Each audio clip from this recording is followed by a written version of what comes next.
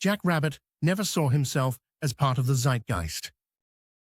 He was, on paper, a semi-retired web developer in Montreal.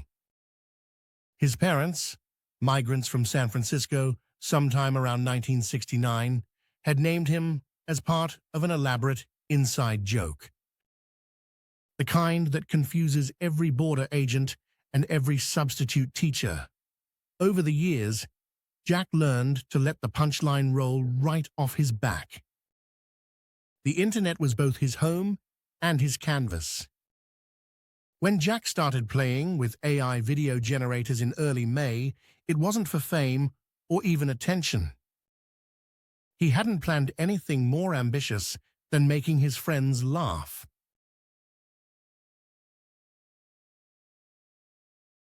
He had a simple premise: mash up the village people's macho man with the ever-present YMCA, blend in Trump's chaotic energy, and throw in as many digital chickens as an NVIDIA card would allow. The punchline: Taco Taco Man, a parody that was partly a culinary anthem, partly a dig at political whiplash, and partly an homage to things Jack fundamentally didn't understand about American culture. The initial upload was a throwaway. May 21st, 2:13 a.m., Jack pressed upload on Taco Taco Man, Trump's Chicken Dance remix. He watched the rendering bar finish, shrugged, and went to make instant ramen. If ever there was an iconic moment in internet lore, this wasn't it.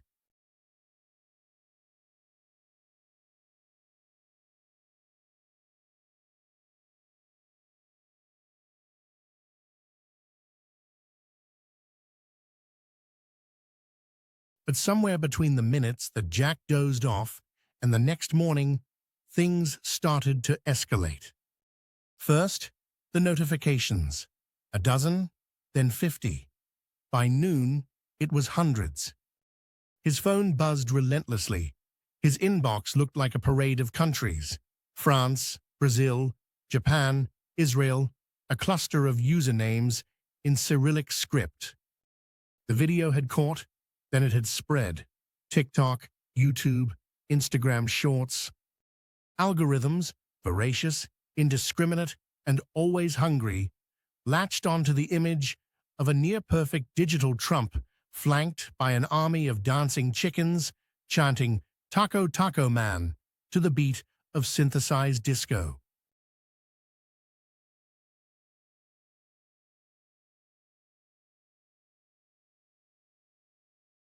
The strength of the meme was in its flexibility. By Wednesday, someone in Manila had created a Tagalog version. On Thursday, a Turkish group rewrote the verses as a referendum on currency devaluation. Spanish, German, Hindi, Arabic, each region had their own spin. Even a Quebecois remix popped up, starring a digitally manipulated Pierre Poilievre. Within days, Jack's accidental creation became the world's first certified global political parody earworm. It would have ended there, except for two things. First, nostalgia, and second, politics. Anyone who grew up between the late 70s and early 80s had a buried memory of YMCA and Macho Man as the unofficial soundtrack to football games, weddings, or the tail end of bad office parties.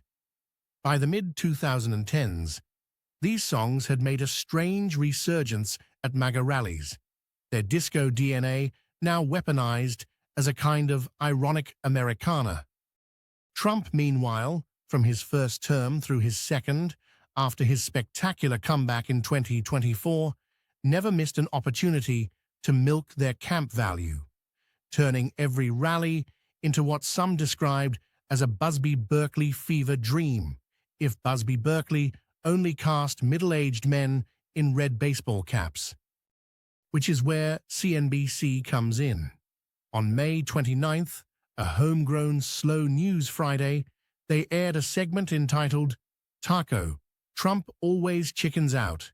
It riffed on Jack's video, but pressed further, connecting the dots between every recent policy flip-flop, every tough-talking tariff declaration followed by sudden U-turns.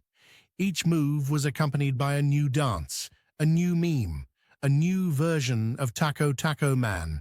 China, Mexico, Canada, every continent's export market counted. Somehow the music video had become an accidental metaphor for American political volatility. By now, the story had evolved beyond meme status. Netflix called. They said they were considering a documentary, tentatively titled The Taco Taco Effect. The pitch? An exploration of Jack's unusual talents, a phrase Jack's mother was tickled to see in print, plus a sociological examination of how a song could become a global referendum on political indecision. The Atlantic ran a think piece. NPR scheduled an interview, then rescheduled, then cancelled when they couldn't get permission to air the song. The original Village People sued, then withdrew, then released their own version, titled Enchilada Justice. Jack was bemused. He gave interviews over Zoom from his kitchen, beneath a poster of Leonard Cohen. He talked about his creative process. He explained for the 100th time that it just sort of happened. He confessed he had never eaten a real taco in America. He credited missing home, late nights, and the simple desire to make friends laugh. The world looked at Jack and saw something else, a digital folk hero, the everyman who distilled a global mood into a 2-minute video loop. People analyzed his process, tried to reverse engineer his charm, but none of it made sense outside the context of the internet in 2025, a place where politics and parody, algorithms and impulses all collided in the shape of a singing chicken. So Jack kept doing what he always did, watching the news, tinkering with code, and waiting to see what absurd thing would go viral next. As for Taco Taco Man, it lived on, played at rallies and protest marches, remixed into lullabies and ringtones, forever part of the strange, looping digital soundtrack of the 2020s.